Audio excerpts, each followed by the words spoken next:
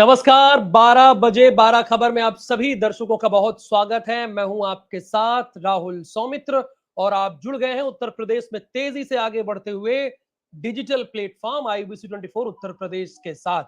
और वक्त हो गया है आपको 12 बड़ी खबरों से उत्तर प्रदेश की अपडेट करने का। तो सबसे पहले आज की जो एक बड़ी और अहम खबर है वो 19 विक्रमादित्य मार्ग के बाहर से देखने को मिली है, जो चर्चा का विषय भी है। वो पोस्टर एक जो लोग चर्चा कर रहे हैं, इस पर भारतीय जनता पार्टी रिएक्शन दे रही है। 27 का सत्ताधीश, हालांकि 27 अभी दूर की बात है, अभी 2024 चल रहा है। लेकिन संत कबीर नगर से एक समाजवादी पार्टी के नेता हैं जयराम पांडे, जो इस बार टिकटार्थी भी हैं और टिकट का वो चाहते हैं कि उनको टिकट मिले। तो सभी अपने अपने तरीके से अपने नेताओं को खुश करने की कोशिश करते हैं। तो उन्होंने अखिलेश यादव की एक फोटो लगाई है और उसके बाद लिखा है 27 का सत्ताधीश। इसका मतलब ये हुआ कि आने वाले 2027 में समाजवादी पार्टी की सरकार आएगी। मैं सावन से आग्रह करूंगा जरा वो हमारे दर्शकों को पोस्टर दिखाइए पहले, जो 19 विक्रमादित्य मार्ग पर लगा है।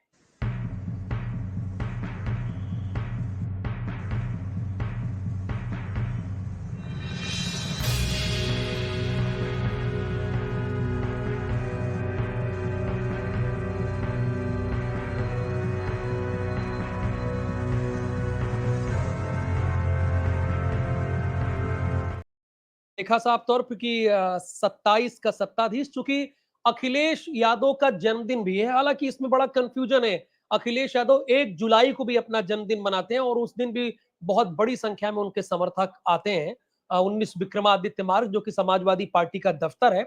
अब ये 27 का सत्ताधीश जब ये पोस्टर लिखा गया तो इस पर बीजेपी का क्या कहना है वो आपको सुना देते हैं।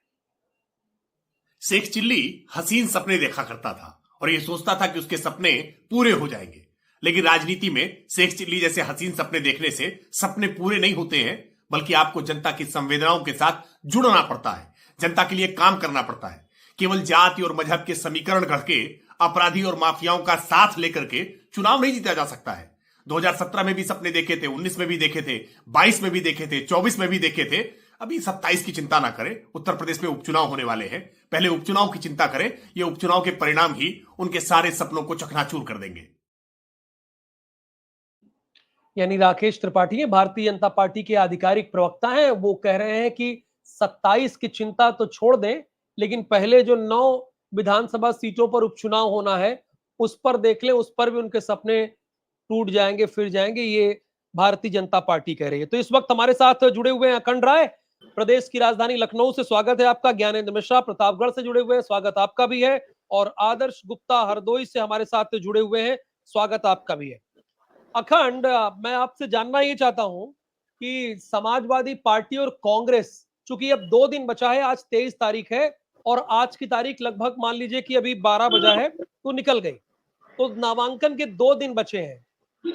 क्या होना है? या समाजवादी पार्टी और कांग्रेस के बीच में कोई खिचड़ी पक रही है, या फिर कांग्रेस इस बाई इलेक्शन से हट जाएगी, वो चुनाव नहीं लड़ेगी? अभी लखनऊ की राजनीतिक गलियारों में किस बात को लेकर चर्चा है? जी राहुल, आपको बता दें कि एक बड़ी खबर सामने आ रही है, जो सूत्रों के हवाले से खबर आ रही है कि कल राहुल गांधी और अखिलेश यादव की बीच बातचीत हुई है और उसके बाद एक फैसला आया है कि समाजवादी पार्टी कांग्रेस के दबाव में फूलपुर सीट छोड़ सकती है। समाजवादी पार्टी ने यहाँ पे मुस्तफा सिद्दीकी को उतार दिया है, लेकिन समाजवादी पार्टी अब इस सीट को कांग्रेस को देने जा रही है, क्योंकि 2 सीटें पाकर कांग्रेस असंतुष्ट थी। लगातार कांग्रेस के नेता कह रहे थे कि हम पीछे समर्थन करेंगे, हमें और सीटें दी जाए। लेकिन जब कल दोनों नेताओं के बीच बातचीत हुई है तो समाजवादी पार्टी ने एक सीट कांग्रेस को और दे दी है, फूलपुर सीट। लेकिन जो सबसे रोचक बात है इसमें, जो राहुल निकल करके सामने आ रही है, कि फूलपुर सीट पर समाजवादी पार्टी जो मुस्तफा सिद्दीकी है, कांग्रेस उसी को अपना प्रत्याशी बना सकती है, क्योंकि आज का दिन निकल गया है। 2 ही दिन बचे हैं कांग्रेस के पास और समाजवादी पार्टी के पास अपने प्रत्याशी का नामांकन कराने के लिए। जिस तरह से आपने देखा होगा कि प्रयागराज में जो वरिष्ठ नेता थे समाजवादी पार्टी के कुंवर रेवती रमन सिंह, उनके बेटे उज्जवल रमन सिंह को कांग्रेस कुछ दिन पहले ही ज्वाइन कराती है और फिर उनको वहां से प्रत्याशी बनाती है और वो वहां से लोकसभा का चुनाव जीत करके सदन में पहुंच जाते हैं। ठीक ऐसा ही कुछ इस बार भी हो सकता है, फूलपुर से मुस्तफा सिद्दीकी को प्रत्याशी बना सकती है कांग्रेस, ऐसे कयास लगाए जा रहे हैं। कांग्रेस की प्रेशर पॉलिटिक्स है वो काम आ रही है, क्योंकि ऐसी बातें निकल करके सामने आ रही कि समाजवादी पार्टी ये जो है वो महाराष्ट्र में कांग्रेस के साथ जाना चाहती है और उसने भले ही डिमांड 12 सीटों की हो, लेकिन वो जानती है कि अगर हम ऐसा करेंगे तो हो सकता है हमें महाराष्ट्र में कुछ सीटें कांग्रेस जरूर दे। जी राहुल। ये कांग्रेस इतनी बार्गेन करने की स्थिति में है क्या उत्तर प्रदेश में? अखंड, मैं आपसे जानना चाहता हूं। आप देखिए 22 का इलेक्शन, 2 मात्र उनके विधायक जीते और इस बार जो 6 सांसद जीते हैं, एक आप अभी बता दिए कि एक तो उज्जवल रमन सिंह, वो समाजवादी पार्टी के नेता रहे हैं, हालांकि अभी कांग्रेस में है, लेकिन चुनाव के इन पहले तक क्या इतनी बार्गेनिंग करने की स्थिति में है कि वो 10 में से 3 सीटें मांगे और फूलपुर उन्हें जाती हुई दिख रही है कांग्रेस को? ये सबसे बड़ा सवाल है राहुल, एकदम सही कह रहे हैं आप कि जिस इतने बड़े प्रदेश में जो कांग्रेस पार्टी महज 2 विधायकों के साथ सदन में है, उसको उपचुनाव में 9 सीटों में से 3 सीटें समाजवादी पार्टी क्यों दे रही है?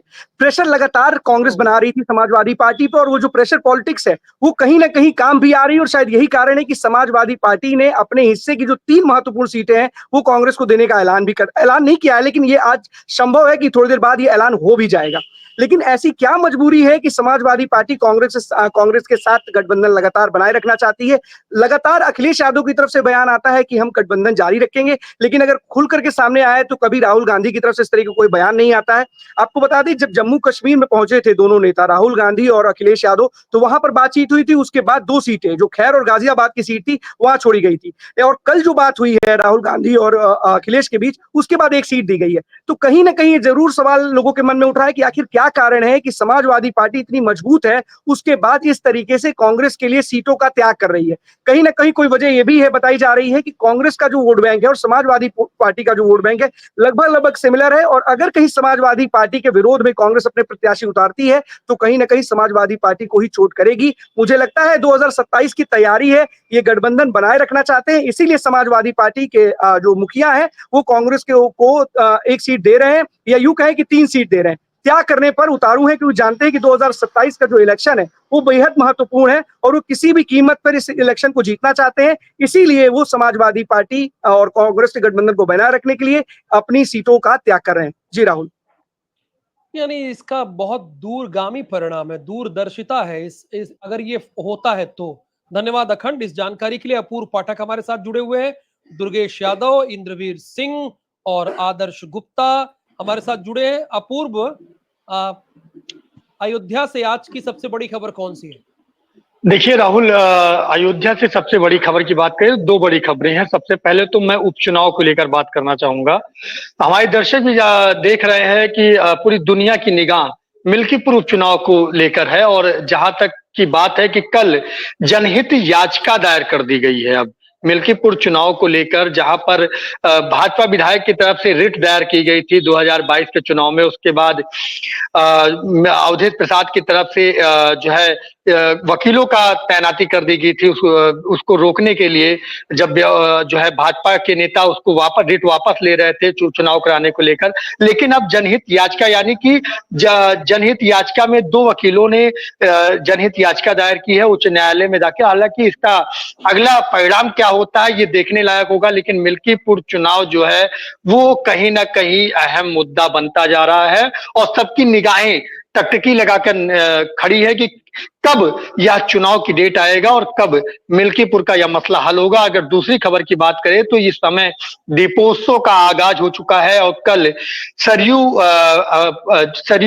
पूजन हुआ है और भूमि पूजन हुआ है। साथ ही में दीपोत्सव को नया कीर्तिमान स्थापित करने के लिए अवध विश्वविद्यालय के जो कुलपति हैं प्रतिभा गोयल, उन्होंने भूमि पूजन किया है, और यही रहा है कि जो है कि मनोकामना की गई है कि जो है हमारे यहाँ जो विश्व रिकॉर्ड है वो नया विश्व रिकॉर्ड कीर्तिमान फिर से स्थापित हो। इसके लिए आईजी डीआईजी सभी ने कल शाम को निरीक्षण भी किया। लगातार दीपोत्सव की तैयारियां चरम पर हैं, और कहीं ना कहीं विश्व रिकॉर्ड बनाने के लिए पूरी अयोध्या ही नहीं पूरा प्रशासन अग्रसित है। जी राहुल।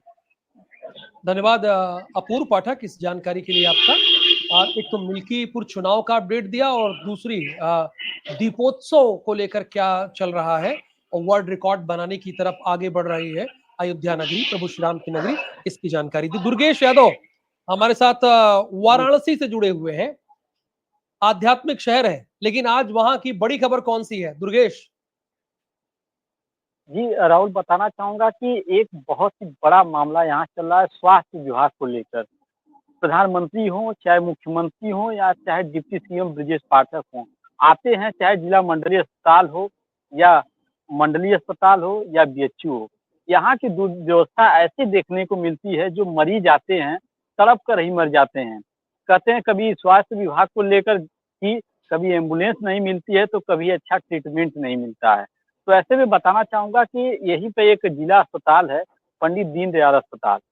ये सोमवार की एक घटना है, लेकिन आज से ही इसकी जांच शुरू हो गई है, क्योंकि जिस तरह से यहाँ पे थाना अंतर्गत, शिवपुर थाना अंतर्गत बसई एक मार्केट पड़ती है, वहीं की एक महिला रहने वाली थी हीरावती देवी।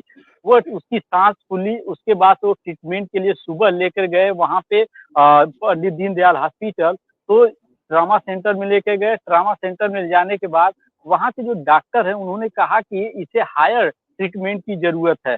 वो लगभग 1 घंटे तक इंतजार करता रहा उसका पति लेकर, लेकिन यहाँ तक कि एम्बुलेंस जब ऐसा होता है, जब अगर ट्रामा सेंटर रेफर किया जाता है तो जिला अस्पताल हो, वहाँ से एम्बुलेंस दी जाती है कि नहीं आप लेके जाए हायर, लेकिन वहाँ एम्बुलेंस नहीं दी गई। वो अपने पत्नी को ठेले पर लाद कर लेकर गया दूसरे अस्पताल, लेकिन बीच में ही उसका दम टूट गया। ऐसे में बात की जाए तो जब इसकी संज्ञान जिला अधिकारी और यहाँ के सीएमओ ने लिया तो ये मामला सांच देखने में आया और सीसीटीवी फुटेज निकला। तो वहाँ पे सुबह 6:35 पर ये मरीज लेकर आया और उसके बाद से लगभग 7:30 बजे इसके बाद से यहाँ पे रेफर किया गया। ये सीसीटीवी में दिखाया जा रहा है, लेकिन वहाँ डॉक्टरों का ये कहना है कि हमने तुरंत रेफर कर दिया। उसके बाद से मैं आपको बताता चलूं कि पर्ची बनी कितने बजे की, 2:21 पे, यानी कि सुबह ट्रीटमेंट करने के लिए आया, उसके बाद से पर्ची जब उसकी मौत हो गई तो 2:21 का पर्ची बनी। तो इसकी जांच शुरू हो गई है। अब ये हाल है कि जिस तरह से मुख्यमंत्री योगी आदित्यनाथ 108 एम्बुलेंस की बात करते हैं, वहीं पर जिला अस्पताल में एम्बुलेंस मिल नहीं पाती है। अब ट्रीटमेंट जो बात करते हैं, लगातार यहाँ ब्रजेश पाठक आते हैं, उप मुख्यमंत्री हैं, वो लगातार निरीक्षण करते रहते हैं कि नहीं हर सुविधा उपलब्ध कराई जाएगी। लेकिन स्वास्थ्य विभाग के नाम पर यहाँ पे जो डॉक्टर है लंबी लंबी तो वेतन लेते हैं, कहा नहीं जा सकता है, उसके बावजूद भी प्राइवेट हॉस्पिटल चलाते हैं, बाहर की दवा लिखते हैं, लेकिन ट्रीटमेंट सही से नहीं हो पाता। ये प्रधानमंत्री के संसदीय क्षेत्र का हाल है। प्रधानमंत्री लगातार इस पर वो बनाए रखते हैं, लेकिन यहाँ के ये जो यानी डॉक्टर है ऐसी दुर्गेश धज्जियां उड़ाते हैं ये है स्वास्थ्य। कि स्वास्थ्य व्यवस्था जी का बुरा हाल है, वो भी देश के प्रधानमंत्री नरेंद्र मोदी के संसदीय क्षेत्र में।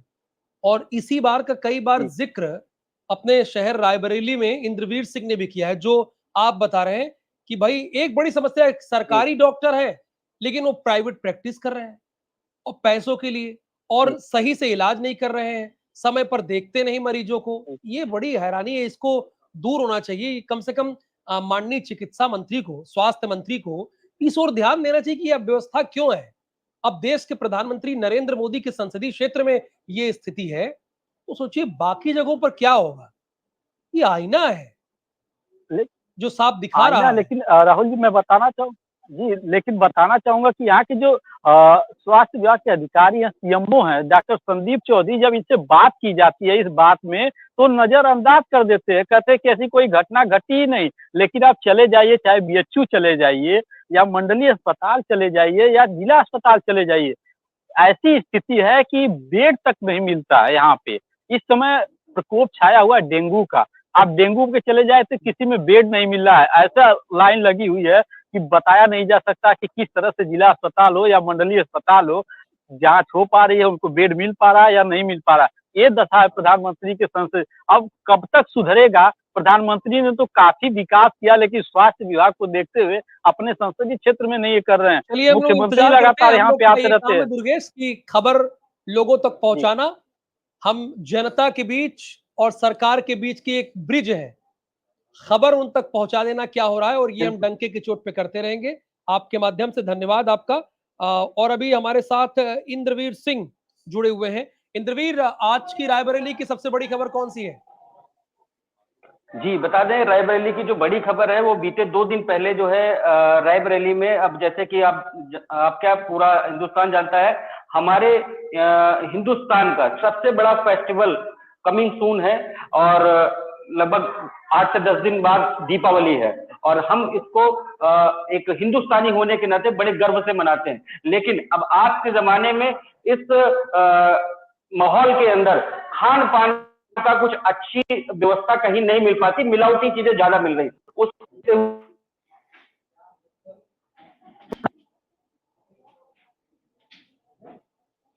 एक्शन मोड के तहत सलवन तहसील के अंदर एक छापेमारी की है जहां पे पनीर की एक छोटी सी फैक्ट्री थी।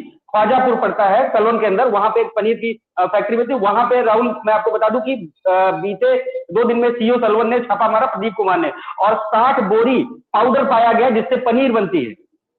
आप ये समझ सकते हैं, 60 बोरी, और उसको जो है पूरी तरीके जब्त किया गया और उनके खिलाफ कार्रवाई भी की गई और उस पर मुकदमा भी लिखा गया। ये सारी चीजें रायबरेली उसमें जो है ज्यादातर अब जो है ये एक्शन मोड में लोग नजर आ रहे हैं। प्रशासन हो, खाद्य विभाग हो या पुलिस प्रशासन हो, वो ज्यादातर छापेमारी करे कि शुद्ध चीजें मिल पाए, लेकिन ये संभव तभी होगा जब एक्शन और अधिकारी यहाँ पे जो है लगातार ये जारी रखेंगे और ये चीजें आने वाले समय में मिलावटी चीजें कम बिके शहर में। इसको लेकर के ये बहुत बड़ी खबर है राहुल।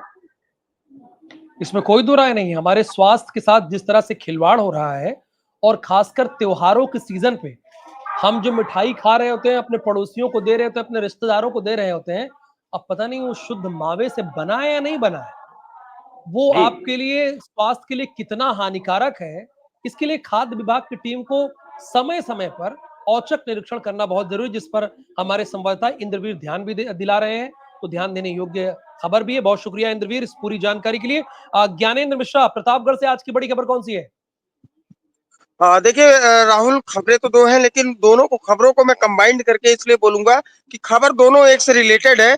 और खबर ये है कि एक महिला जो 35 वर्षीय महिला है, उसके घर में घुस के कुछ लोगों ने उसके साथ छेड़छाड़ और रेप करने का प्रयास किया। विधवा महिला है, वो कदई थाने का मामला है। फिलहाल उसमें मुकदमा पंजीकृत कर लिया गया है। अभी तक आरोपियों की गिरफ्तारी नहीं हो पाई है। लेकिन दूसरी सबसे बड़ी खबर, नाबालिग किशोरी के साथ, नाबालिग लड़की के साथ शौच के लिए जा रही थी और उसको घर के पास से उठा ले जा करके गैंग रेप किया गया है और उसको जान से मारने की धमकी दी गई है। ये सबसे बड़ी खबर है प्रतापगढ़ की। कल शाम की ये खबर बताई जा रही है और ये पूरा मामला लीलापुर थाने क्षेत्र का है, जहां पर एक लड़की जो है अपने घर से निकली थी और शौच के लिए जैसे ही घर से मात्र 50 से 100 मीटर की दूरी में पहुंचती है, 2 लोग आते हैं, उसे उठाकर जो है झाड़ियों के किनारे लेके जाते हैं, उसके साथ गैंगरेप करते हैं और उसके बाद उसको जान से मारने की धमकी देते हैं। और सबसे बड़ा खेला तो तब हो गया जब वो लड़की अपने घर पहुंचती है और अपने पिता को बताती है। पिता थाने पहुंचता है तो थानेदार का क्या कहना होता है कि ऐसा कोई मामला नहीं हुआ है, आप एप्लीकेशन तहरीर चेंज करके आइए। मतलब पिता ने ही आरोप लगाया थानेदार के ऊपर। जब ये पूरा मामला संज्ञान अधिकारियों में आता है तब आनन फानन में लड़की को बुलाया जाता है, उसका मेडिकल कराया जाता है। फिलहाल लड़की का अभी तक जो हम लोगों के पास रिपोर्ट है, अभी तक मेडिकल नहीं हुआ। लेकिन अभी मेरी थोड़ी देर पहले एसओ से बात हो रही थी तो उन्होंने कहा कि थोड़ी देर में लड़की प्रतापगढ़ के मेडिकल कॉलेज के लिए जाएगी, उसका मेडिकल होगा। और अभी तक मुकदमा पंजीकृत नहीं हुआ है। दोनों आरोपी की बात करें तो अभी तक कोई गिरफ्तारी नहीं हुई है और उस परिवार को लगातार जान से मारने की धमकी दी जा रही है। जिस तरीके से प्रतापगढ़ पुलिस का लगातार ढीला रवैया नजर आता है, सबसे बड़ा सवाल है, निशान खड़ा होता है। 3 साल से एक ही सर्कल में जमे हैं। उनका नाम है सीओ सोनकर। जिस तरीके से रामसूरत सोनकर जिस तरीके से 3 सालों से जमे हैं, सबसे ज्यादा मामला अगर देखा गया, चाहे किडनैपिंग का हो, चाहे हत्या का हो, चाहे लूट का मामला हो, लालगंज में अधिकतर देखा जाता रहा है। लेकिन आज जब से आए हैं तब से प्रतापगढ़ में वही जमे हुए हैं, उन्हीं का क्षेत्र भी पड़ता है। और बात करें तो जिस तरीके से घटना घटित हुई है, प्रतापगढ़ पुलिस के ऊपर सवाल निशान खड़े हो रहे। राहुल, बहुत धन्यवाद आपका इस जानकारी के लिए। देखिए, इस तरह की खबरें कई हैं। देखिए, पुलिस पर सवाल या निशान उठ रहा है। अगर उस लड़की का पिता और लड़की ये खुद कह रही कि उसके साथ ऐसा हुआ है, कृत्य हुआ है, और आप कह रहे तहरीर बदल के लाइए। अब पता है फिर उसके बाद क्या होता है? एक लखनऊ की खबर बता रहा हूं, फिर मैं आपके पास जा रहा हूं। यहां पर पुलिस चेकिंग कर रही थी, पुलिस चेकिंग कर रही थी लखनऊ में, और उसके ऊपर फायरिंग कर दी गई। पता है ये घटनाएं क्यों हो रही? जब पुलिस ही ऐसे करेगी पीड़ित के साथ, तो उसके बाद इस तरह की खबरें सामने आती है। जरा वो मैं सावन से आग्रह करूंगा, वो आप बाइट प्ले कीजिए कि जरा हुआ क्या था लखनऊ में। ये तो प्रतापगढ़ की बात ज्ञानेंद्र बता रहे हैं, लखनऊ की खबर के बारे में जरा मैं बताता हूं। आज शाम में प्रभारी निरीक्षक जानकीपुरम की टीम को जरिए मुखबिर एक सूचना मिली कि ये बिठौली क्षेत्र जो है यहाँ पर कुछ संदिग्ध व्यक्तियों का मूवमेंट है। इस सूचना पर प्रभारी जो उत्तरी जोन की क्राइम टीम है उनको, साथ ही जो सेंट्रल क्राइम जोन की टीम है उनको सूचना देते हुए यहाँ पर प्रभावी चेकिंग की कार्रवाई शुरू की गई। चेकिंग के दौरान ही 2 व्यक्ति स्कूटी से आते हुए दिखाई दिए, जिन पर रोकने का प्रयास करते हुए हमारी टीम के द्वारा जब प्रयास किया गया तो वो वहाँ से भागते हुए पुलिस टीम के ऊपर उनके द्वारा फायरिंग की गई। आत्मरक्षा हमारी जो पुलिस टीम है उसके द्वारा भी उनके ऊपर फायरिंग की गई, जिसमें एक व्यक्ति को फायर इंजरी आई है। नज़दीक जाकर के उसके बारे में जानकारी की गई तो जो इंजर्ड व्यक्ति है उसका नाम कमलेश तिवारी पुत्र शिव कुमार तिवारी, जो कि थाना क्षेत्र ठाकुरगंज का रहने वाला है, उसकी पहचान उस व्यक्ति के रूप में हुई है। और किंग के दौरान फायरिंग हो गई थी, ये बात सामने आई है। बाबू अभिषेक सिंह है, एसपी सिंह है, चौधरी शहनवाज है और आदर्श गुप्ता। फिलहाल 4 संवाददाता हैं, जल्दी जल्दी इनसे जानेंगे इनकी जिले की सबसे बड़ी खबर कौन है। पहले चौधरी शहनवाज, मैं आपसे जानना चाहूंगा अमरोहा की आज की बड़ी खबर कौन सी है? देखिए राहुल, मैं आपको बता दूं, अमरोहा से बड़ी खबर ये सामने आ रही है। जो अमरोहा के पूर्व विधायक और गजरौला के जो चेयरमैन है, जो इस वक्त चेयरमैन है, वो बसपा में थे, जिसके बाद जो हरपाल सिंह नाम है इनका, और बीजेपी विधायक के जो भूपेंद्र चौधरी जो है, उनकी मौजूदगी में जो है आज भाजपा में इन्होंने ज्वाइनिंग की है। ये बसपा को एक बड़ा झटका लगता हुआ नजर आ रहा है। और जिसके बाद जो है 2022 में विधानसभा चुनाव में जो है भाजपा को छोड़कर ये बसपा में शामिल हुए थे, फिर आज इन्होंने जो है भाजपा के एक दामन थामा है। जी राहुल। यानी बसपा एक तो वैसे ही बहुत कमजोर होती जा रही है, और दूसरी तरफ जो उनके कद्दावर नेता हैं जिलों में, अब वो भारतीय जनता पार्टी का दामन थाम रहे हैं। ये चिंता का विषय है, जबकि बसपा एक राष्ट्रीय पार्टी है। लेकिन आज हकीकत क्या है? विधानसभा में केवल उनके एक विधायक हैं, वो भी अपने दम पर जीत कराने वाले। लोकसभा में 0 सन्नाटा, कोई सांसद नहीं है, जबकि समाजवादी पार्टी के 36 सांसद, 37 सांसद, कांग्रेस के 6 सांसद उत्तर प्रदेश के कोटे से, लेकिन बसपा जो पिछली बार 10 जीती थी उसके कोटे में 0 है। तो नेतृत्व पर सवाल लगातार उठ रहा है। मैं जानना चाहूंगा आदर्श गुप्ता से, काफी देर से ग्राउंड पर मौजूद है। आज आदर्श, हरदोई की सबसे बड़ी खबर कौन सी है? और आपने नंबर भी दिया था पुलिस अधीक्षक का, जरा उसके बारे में भी बताइए, और आज की बड़ी खबर कौन सी ये बताइए आप, और अनम्यूट कीजिए।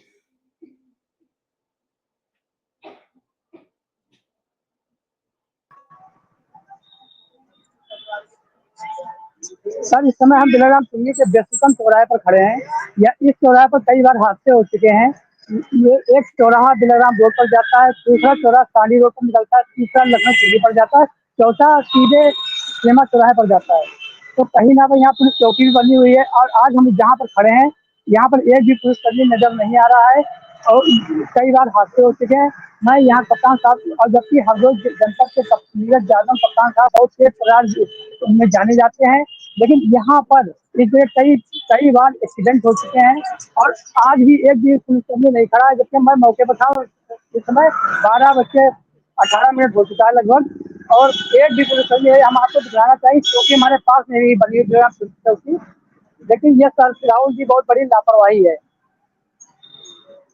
इसमें कोई दो राय नहीं, जहां ड्यूटी होनी चाहिए ट्रैफिक पुलिस की, और अगर ट्रैफिक पुलिस नहीं है तो ये बड़ी लापरवाही तो है ही। और जहां पे आप हैं वो बड़ा व्यस्त चौराहा है, और वहां पे ट्रैफिक पुलिस का न होना चिंता बात है। ठीक है, आगे भी आपसे बात करेंगे। राहुल जी, फिलहाल बाबू अभिषेक सिंह, हाँ बताइए बताइए आदर्श।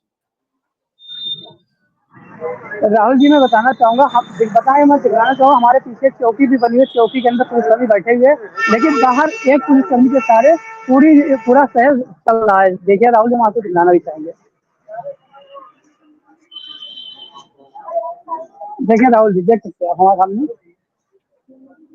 ये पीछे हमारे चौकी भी बनी हुई है पीछे। बिल्कुल नजर आ रहा है, नजर आ रहा है। जी जी। और सर ये सबसे व्यस्ततम चौराहा है, ये देखिए राहुल जी, ये तो यहाँ इसके पहले पुलिस वाले रहते थे? सर इस चौकी में पुलिस वाले भी रहते हैं और पुलिस राउंड भी करती है, लेकिन इस समय मौके पर पुलिस वाले एक भी नहीं है। जबकि यहाँ पर कई कई वाहन, हजारों की संख्या में वाहन आते हैं जाते हैं, स्कूल की लड़कियां निकलती हैं और छात्र निकलते हैं, गाड़ियां भी निकलती हैं, तो कोई भी हादसा होने का डर बना रहता है, लेकिन ये भी पुलिस कभी नजर नहीं आ रहा है। बिल्कुल हादसा होने का डर तो बना ही रहता है, और इस ओर एसपी ट्रैफिक और पुलिस अधीक्षक को ध्यान देना चाहिए कि इतनी बड़ी लापरवाही क्यों है। हमारे संवाददाता इस खबर को उठा रहे हैं प्रमुखता के साथ, इसका असर होना चाहिए। और दो संवाददाता हैं, एसपी सिंह और बाबू अभिषेक सिंह, लेकिन एसपी सिंह काफी देर से अपनी बारी की प्रतीक्षा कर रहे हैं। एसपी सिंह पहले आप बताइए सुल्तानपुर की सबसे बड़ी खबर कौन है, उसके बाद मैं बाबू अभिषेक सिंह के पास जाता हूँ। एसपी सिंह जी।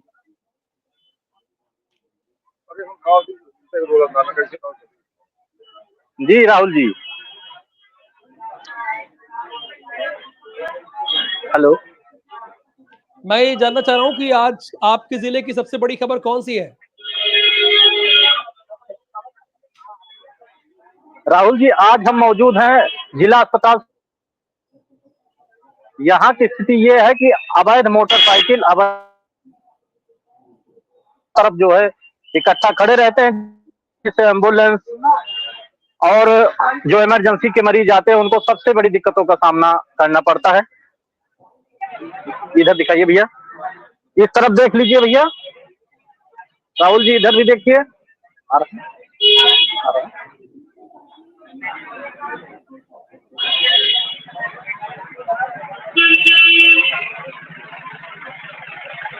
तो कोई इंतजाम नहीं है पार्किंग का? नहीं, कोई इंतजाम नहीं है। अभी चारों तरफ गाड़ियां खड़ी हैं। सीनियर कार्यालय के सामने भी जो है अवैध तरीके से मोटरसाइकिलें खड़ी हैं। शासन, प्रशासन, जिला प्रशासन इस पे कोई कार्रवाई नहीं कर रहा, जिससे जाम का ये हॉस्पिटल जिला में अस्पताल के बाहर समस्याएं खड़े हैं आप? एकदम बनी रहती। हाँ, जिला अस्पताल सुल्तानपुर। जिला अस्पताल सुल्तानपुर के बाहर खड़े हैं, और यहाँ के जो सीएमओ हैं वो जरा इस बार को ध्यान से देखें और समझें कि जिला अस्पताल के बाहर जो है अवैध पार्किंग हो रही है। लोग ऐसे ही मोटरसाइकिल खड़ी कर देते हैं जो हादसे का दावत दे जिला रहे हैं। अस्पताल के तो ये अंदर भी और जिला अस्पताल के बाहर भी, जिला राहुल जी। अस्पताल के अंदर और बाहर दोनों जगह ये स्थिति है। और हाँ, पुलिस को क्या ये हाँ, इस तरफ कार्रवाई ये नहीं ब्लड करनी चाहिए, बैंक। ये भी सवाल उठता है। मैं देख पा रहा हूँ एसपी सिंह, मैं देख पा रहा हूँ ये स्थिति। आपने इधर बहुत कैमरामैन अच्छी से हम खबर कहेंगे उठाई है। भैया इधर को, ये देखिए इधर दिखाइए भैया, ये आप ये पूरा जाम की समस्याएं बनी रही। इमरजेंसी में कोई अगर मरीज जाए तो रास्ते में ही दम तोड़ देगा। ये स्थिति जो है, इतनी ये बड़ी समस्या लापरवाही है। प्रशासन के सामने आई है। ये आपने जनता से जुड़ी अहम खबर उठाई है, जो उनकी समस्या है, जो रोजाना उससे जूझ रहे हैं। इसके लिए आपका बहुत धन्यवाद एसपी सिंह। ये वाकई दयनीय स्थिति है। अब बाबू अभिषेक सिंह, अब भदोही की आज की सबसे बड़ी खबर कौन सी है? जी राहुल जी, मैं बताना चाहूंगा अगर भदोही जनपद की, तो भदोही जनपद इस समय सुर्खियों में चल रहा है। जब से शिक्षक की एक हत्या हुई है तब से शिक्षकों में एक अलग से नाराजगी देखने को मिल रही है। आज शिक्षक संघ जो योगेश सिंह के परिवार थे, परिवार के बीच में जाकर के मिलने का प्रयास किया और एक तरीके से आंदोलन रखने की बात कही, जिसमें डीएम और एसपी को भी निशाने पे लिया। उन लोगों का कहना है कि अगर शिक्षक ही नहीं सुरक्षित रहेगा तो शिक्षा व्यवस्था में कहीं ना कहीं दुर्व्यवस्था आ सकती है भदोही जनपद में। ये जाहिर सी बात है, शिक्षक सुरक्षित नहीं रहेगा तो ये तो बड़ी हैरानी की बात है, जी, और लॉ एंड ऑर्डर पे सवाल भी उठ रहा है। और इस मौके पर कल एडीजी जोन वाराणसी ने भी यहाँ आकर औचक निरीक्षण किया। इसमें जल्द से जल्द अपराधियों पर उचित कार्रवाई करने की बात कही। ठीक है, बहुत धन्यवाद आपका आदर्श गुप्ता। इसी पर एक रिपोर्ट कर दीजिए, उसे हम 9 बजे 9 रिपोर्टर में चलाएंगे। बहुत धन्यवाद, नमस्कार। 12 बजे 12 खबर में आप सभी जुड़े हमारे साथ, और दर्शकों का विशेष धन्यवाद कि वो उत्तर प्रदेश IBC 24 को लगातार देख रहे हैं और वॉच कर रहे हैं।